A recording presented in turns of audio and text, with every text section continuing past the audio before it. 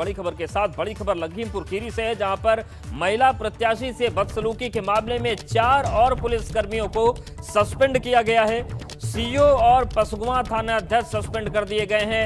Inspector Hanuman Prasad Yadav, SI Durvesh Gangwar को भी suspend कर दिया गया और एसआई उग्रसेन सिंह और एसआई महेश प्रताप भी सस्पेंड कर दिए गए हैं। तो बड़ी कार्रवाई हुई है लखीमपुर के बवाल के मामले में। जिस तरीके से महिला के साथ अभद्रता हुई थी, सीओ और थाना अध्यक्ष के साथ ही साथ 4 और पुलिस के कर्मचारियों पर कार्रवाई हुई है। 4 और पुलिसकर्मियों को सस्पेंड किया गया है।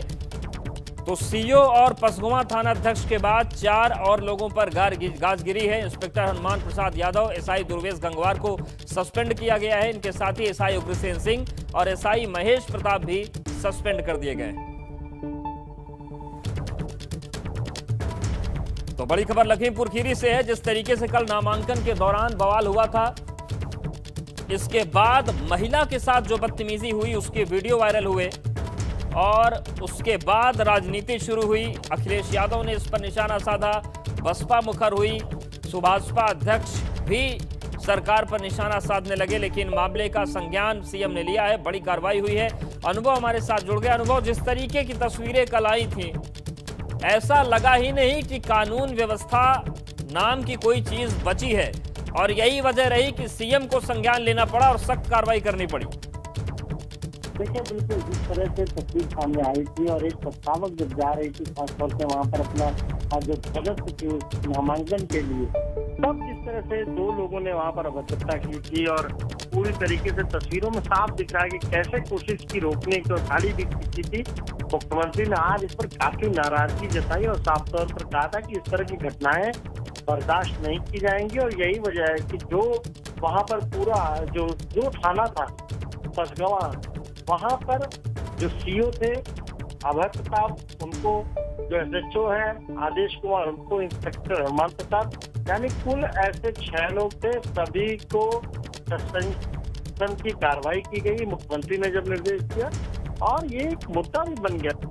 विपक्ष ने इसको एक बड़ा मुद्दा बनाया और ये कहा कि जिस चीज को लेकर अगर ये तस्वीर है चुनाव की, शांतिपूर्वक ढंग से निष्पक्ष चुनाव की जो बात हो रही है, तो फिर वो कहाँ है चुनाव, वो व्यवस्था कहाँ है? आखिर प्रशासन क्या कर रहा है, सरकार क्या कर रही है, किस तरीके से ये तस्वीरें सामने आ रही हैं? और यही वजह है कि सुबह जब टीम 9 की बैठक हुई तो मुख्यमंत्री ने इस पर बेहद नाराजगी जताई और तुरंत अधिकारियों को बिल्कुल कार्रवाई की गई। लेकिन अब चुनौती कल की भी है। कल मतदान भी है और मतगणना भी है। क्या कानून व्यवस्था कल दुरुस्त रह पाएगी, ये भी अपने आप में बड़ा सवाल बना हुआ है। शुक्रिया आपका अनुभव, जानकारी और अपडेट्स को देने के लिए। और लखीमपुर खीरी महिला बदसलूकी मामले में पीड़ित महिला ने आज अखिलेश यादव से मुलाकात की। इनसे ब्लॉक प्रमुख नामांकन के दौरान अभद्रता हुई थी। महिला प्रत्याशी और प्रस्तावक ने क्या कहा है, सुनिए। तो सिंह, आप कल पर्चा दाखिल करने गए थे, फिर पर्चा नामांकन करने गए थे, दाखिल हो गया भाई, सब कुछ हो गया, फिर भी पर्चा मेरा रेखा वर्मा को गुंडों ने फाड़ दिया। मुझे बहुत गुस्सा आ रही है। अच्छा ही नहीं है, पुलिस वाले खड़े खड़े देखते रहे, किसी ने एक शब्द भी नहीं कहा। वो 150 आदमी थे तो हमको गेट के बाहर फेंक दिया। मेरे बहुत सारे भैया लोग थे और मेरे साथ क्रांति भैया थे, इसने हमको बहुत वो लोग। और लखीमपुर खीरी महिला बदसलूकी मामले पर सियासत गरमाई हुई है। सपा अध्यक्ष अखिलेश यादव ने ब्लॉक प्रमुख चुनाव में हिंसा, हंगामा और बवाल पर कहा कि यहां पर डीएम एसएसपी लड़ रहे हैं। भाजपा ने गुंडों को खुली छूट दे रखी है। एक मां बहन बेटी के साथ ऐसा व्यवहार कभी नहीं हुआ। उन्होंने कहा कि यूपी की जनता बदलाव चाहती है। उन्होंने कहा कि लोकतंत्र बचेगा तभी विकास होगा।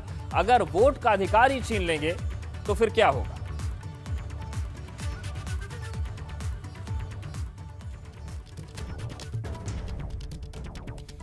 तो अखिलेश यादव ने सरकार पर निशाना साधा है। उन्होंने कहा कि अगर वोट देने का अधिकार ही छीन लिया जाएगा तो आखिर लोकतंत्र में बचेगा क्या। उन्होंने यह भी आरोप लगाया कि पंचायत चुनाव प्रत्याशी नहीं बल्कि डीएम और एसएसपी लड़ रहे हैं।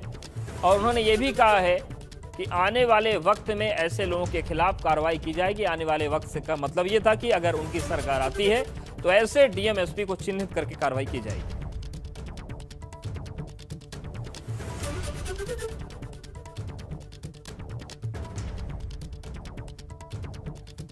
अखिलेश जी, जिस तरह से ब्लॉक प्रमुख चुनाव में महिलाओं के साथ अभद्रता हुई, सीतापुर में गोली चली, माता प्रसाद जी के साथ में जिस तरह से अभद्रता हुई, क्या कहेंगे?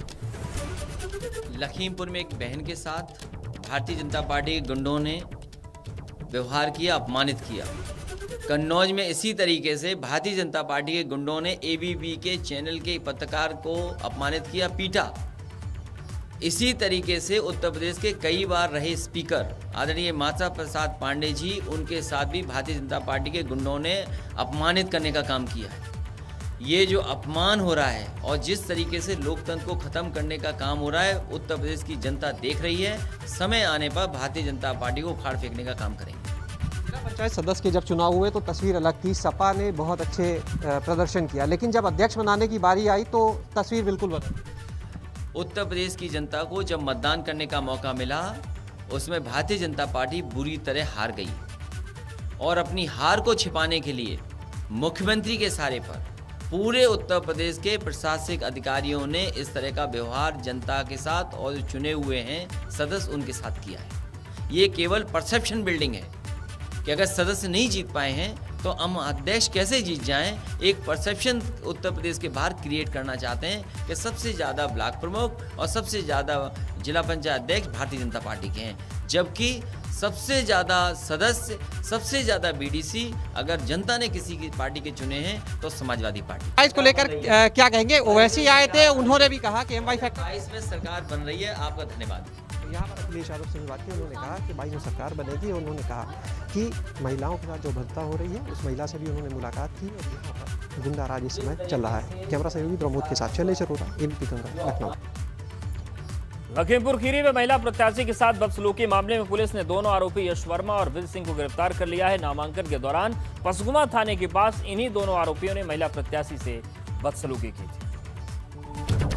तो बदसलूकी करने वाले जो लोग हैं वो गिरफ्तार हो चुके हैं। देखिए, यही दो चेहरे हैं जिन्होंने बदतमीजी की सारी हदें पार कर दी थी। लखीमपुर में महिला के साथ जो बदसलूकी हुई थी, दोनों आरोपी गिरफ्तार किए जा चुके हैं। तो जो तस्वीरें सामने आई थी, पूरा देश हैरान रह गया था उनको देखकर। और पसगुमा ब्लॉक में महिला से बदसलूकी करने के मामले में दूसरा आरोपी भी गिरफ्तार कर लिया गया है। तो 6 अधिकारियों का सस्पेंशन भी हुआ है। CO, SHO, 1 SI और 3 ASI सस्पेंड किए गए।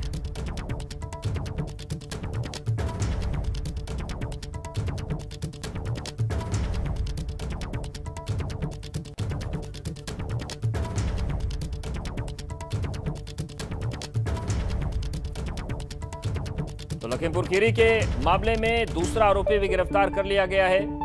महिला के साथ जिस तरीके से बदतमीजी हुई थी उस मामले में आरोपी यश वर्मा और ब्रिज सिंह को गिरफ्तार किया गया है। पसगवा ब्लॉक में हुई घटना के संबंध में थाना पसगवा पर सुसंगत धारा में अभियोग पंजीकृत किया गया और दोनों नामजद अभियुक्तों को पुलिस के द्वारा गिरफ्तार करके उनके विरुद्ध अग्रिम विधिक कार्रवाई की जा रही है। प्रकरण में थाना अध्यक्ष और ड्यूटी पर तैनात 1 इंस्पेक्टर और 3 सब इंस्पेक्टर्स को ड्यूटी में लापरवाही बरतने के कारण निलंबित किया गया है। लखीमपुर खीरी में कल ब्लॉक प्रमुख के नामांकन के दौरान महिला प्रस्तावक से बदसलूकी के मामले में सीएम योगी ने सख्त तेवर अपनाया है। सीएम योगी ने क्षेत्राधिकारी थाना प्रभारी को सस्पेंड करने का निर्देश दिया। सीएम ने कहा है कि इस मामले की स्थानीय पुलिस गहनता से जांच पड़ताल कर रही है और आरोपियों के खिलाफ सख्त से सख्त कार्रवाई की जाएगी। वहीं सीएम ने यह भी कहा कि माहौल बिगाड़ने वालों के खिलाफ जीरो टॉलरेंस की नीति के तहत तत्काल कठोरतम कार्रवाई की जाए। उन्होंने कहा कि किसी भी दशा में माहौल खराब करने की कोशिश को बर्दाश्त नहीं किया जाएगा। वहीं लखीमपुर खीरी मामले में महिला से बदसलूकी करने वाला युवक निर्दलीय प्रत्याशी का समर्थक बताया जा रहा है।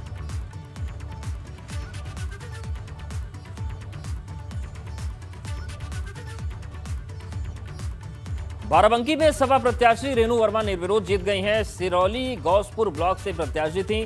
भाजपा प्रत्याशी सपना चौहान ने पर्चा वापस ले लिया है। पूर्व केंद्रीय मंत्री स्वर्गीय बेनी प्रसाद वर्मा की बहू हैं। तो बाराबंकी में सपा प्रत्याशी रेणु वर्मा निर्विरोध जीत गई हैं और भाजपा प्रत्याशी सपना चौहान ने दरअसल यहां पर पर्चा वापस ले लिया और उनकी पर्चा वापसी से जीत का रास्ता तय हो गया। और रेणु वर्मा पूर्व केंद्रीय मंत्री स्वर्गीय बेनी प्रसाद वर्मा की बहू है। भाजपा प्रत्याशी सपना चौहान ने यहां से पर्चा वापस ले लिया अपना और इसके बाद सिरौली गौसपुर ब्लॉक से सपा प्रत्याशी की जीत तय होगी। वहीं आजमगढ़ में ब्लॉक प्रमुख चुनाव की स्थिति साफ हो गई है। आजमगढ़ में आज किसी भी प्रत्याशी ने पर्चा वापस नहीं लिया। आजमगढ़ में अब 17 ब्लॉक में कल प्रमुख पद के लिए वोटिंग होगी। आजमगढ़ में कुल 22 ब्लॉक, 5 ब्लॉक में प्रत्याशी निर्विरोध जीते हैं। आजमगढ़ में सपा 2, भाजपा 2 और 1 निर्दलीय की निर्विरोध जीत हुई है। तो आजमगढ़ में किसी भी प्रत्याशी ने पर्चा वापस नहीं लिया है और अब आजमगढ़ में 17 ब्लॉक में कल प्रमुख पद के लिए वोटिंग होगी। आजमगढ़ में कुल 22 ब्लॉक हैं, 5 ब्लॉक में प्रत्याशी निर्विरोध जीते हैं। उसके अलावा आजमगढ़ में सपा के 2, भाजपा 2 और 1 निर्विरोध जीत हुई है। बाकी कल चुनाव में हिस्सा लेंगे। सहारनपुर कलेक्ट्रेट परिसर में समाजवादी पार्टी के कार्यकर्ताओं का हंगामा देखने को मिला। समाजवादी पार्टी के कार्यकर्ताओं ने हंगामा कर जिलाधिकारी को ज्ञापन सौंपा। सपा कार्यकर्ताओं की मांग है कि बीते कल हुए ब्लॉक प्रमुख नामांकन को स्वीकार किया जाए। तो सहारनपुर में नामांकन रद्द करने के मामले में हंगामा हुआ और कलेक्ट्रेट परिसर में समाजवादी पार्टी के कार्यकर्ताओं ने हंगामा किया। समाजवादी पार्टी के कार्यकर्ताओं ने जिलाधिकारी को ज्ञापन भी सौंपा है और मांग की गई है कि कल जो ब्लॉक प्रमुख पद के लिए नामांकन हुआ था उसे स्वीकार किया जाए।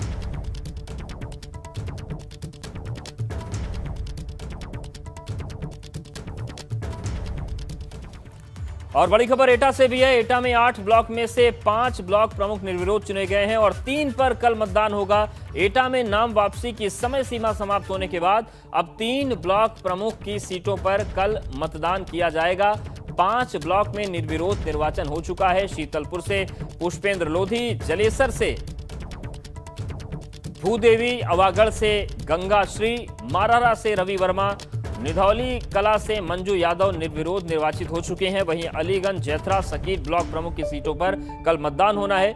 अलीगंज ब्लॉक में समाजवादी पार्टी के उम्मीदवार पूर्व ब्लॉक प्रमुख ओमपाल सिंह यादव का मुकाबला बीजेपी प्रत्याशी रेखा शाक्य से है। वहीं बागपत में पुलिस पर एक महिला क्षेत्र पंचायत सदस्य महिला को हिरासत में लेने का मामला सामने आया। बताया जा रहा है कि पुलिस दौछा गांव से क्षेत्र पंचायत सदस्य को बागपत ब्लॉक में ले आई और एक कमरे में बंद कर दिया। इसके बाद क्षेत्र पंचायत सदस्य के समर्थकों ने हंगामा शुरू कर दिया। बागपत ब्लॉक प्रमुख के लिए कल मतदान होना है। देखिए किस तरीके से पुलिस लेकर आई, उन्हें बंद कर दिया। वजह क्या है, ये पुलिस की अपनी दलीलें हैं, लेकिन विरोध शुरू हो गया।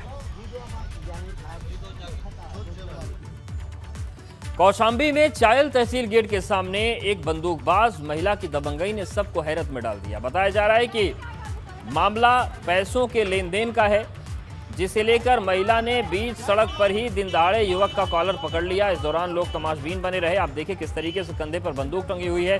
बाद में मौके पर पुलिस पहुंची, समझा बुझाकर मामला शांत कराया, लेकिन बंदूक टांग कर हंगामा करती महिला का वीडियो वायरल हो रहा है। मामला चायल तहसील गेट का है। तस्वीरें देखिए।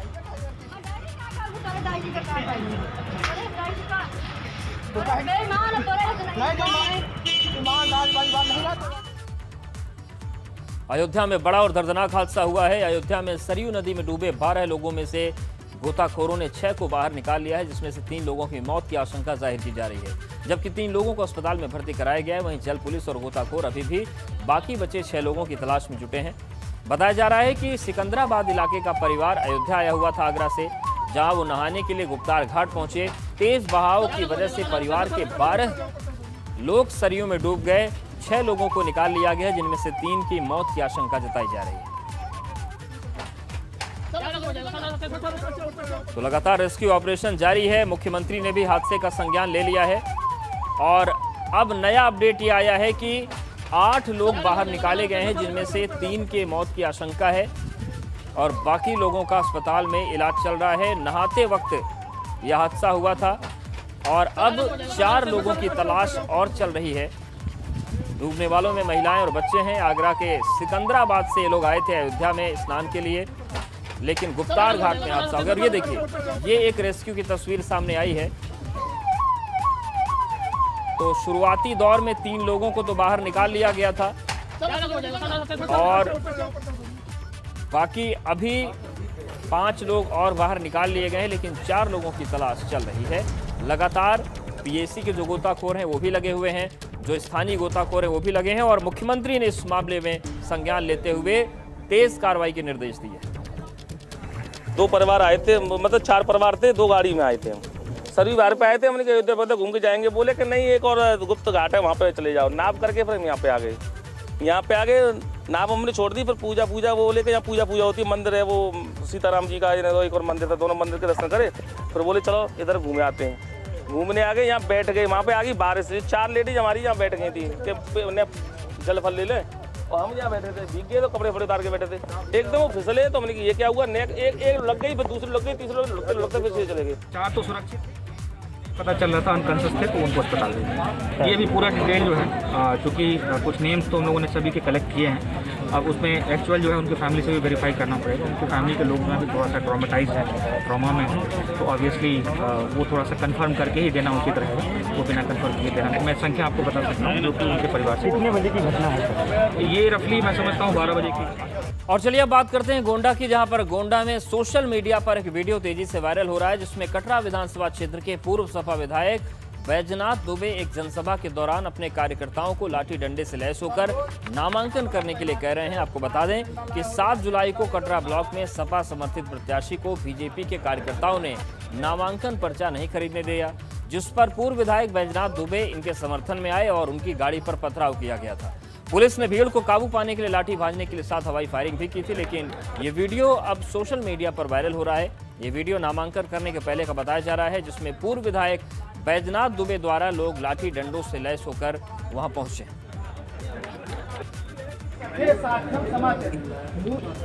सब लोग अपना तैनाती से लाठी डंडा लाए हो तो लाठी डंडा ले लो, ना लाए हो तो वो हुआ पड़ा है।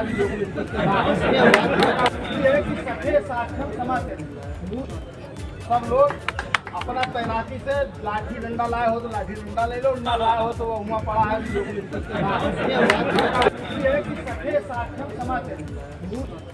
सब लोग अपना तैनाती से लाठी डंडा लाए हो तो लाठी डंडा ले लो, ना लाए हो तो वो हुआ पड़ा है। जिनके पास लाठी डंडे है वो ले लो, जिनके पास नहीं है तो पड़ा है उठा लो वहां से। और एक सभा के दौरान उन्होंने ये बात कही है। तो आप इससे अंदाजा लगा सकते हैं कि जिला पंचायत अध्यक्ष के चुनाव के बाद ब्लॉक जो अध्यक्ष हैं उसमें किस तरीके की हिंसात्मक सोचें चुनाव लड़ रही हैं। जेलों में बंद विदेशी जमातियों के मामले में इलाहाबाद हाईकोर्ट नाराज है। पुलिस के रवैये पर इलाहाबाद हाईकोर्ट ने नाराजगी जताई है। हाईकोर्ट ने 3 जिलों के एसपी को व्यक्तिगत रूप से तलब किया है। शाहजहांपुर, हापुड़ और मऊ के एसपी तलब किए गए हैं। 3 जिलों के एसपी को 15 जुलाई को कोर्ट में मौजूद रहने को कहा गया है। तो पुलिस के रवैये पर इलाहाबाद हाईकोर्ट ने नाराजगी जताई है और ये पूछा गया है कि आखिर अभी तक डायरी और चार्जशीट पेश क्यों नहीं की गई है। तो जेल में बंद विदेशी जमातियों के मामले पर इलाहाबाद हाईकोर्ट ने पुलिस के रवैये पर नाराजगी जताई है और हाईकोर्ट ने 3 जिलों के एसपी को व्यक्तिगत रूप से तलब किया है।